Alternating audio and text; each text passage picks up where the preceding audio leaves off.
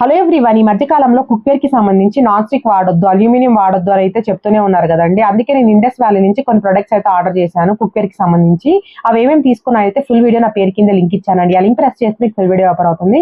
ఇప్పుడు నేను తీసుకున్న ప్రొడక్ట్స్ అనేవి చాలా మంచి ఆఫర్ లో వచ్చినాయండి.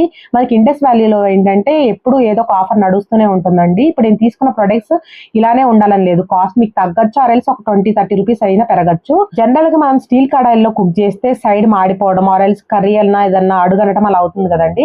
బట్ మనకి ద ఇండస్ వ్యాలీ వెబ్సైట్ లో ప్రొడక్ట్స్ ఏవి తీసుకున్నా మనకి స్టీల్ పాత్రలు అనేవి ట్రిపుల్ లేయర్ తో వస్తాయి కాబట్టి అసలు ఎక్కడ కర్రీస్ అన్నా ఫ్రైస్ అన్నా మాడిపోకుండా పర్ఫెక్ట్ గా వస్తాయండి. అండ్ మనకి క్లీనింగ్ కూడా చాలా ఈజీగా ఉంటుంది. సైడ్ మాడిపోవడం కొంచెం మనకి రెడ్ కలర్ లో అలా వస్తాయి కదా.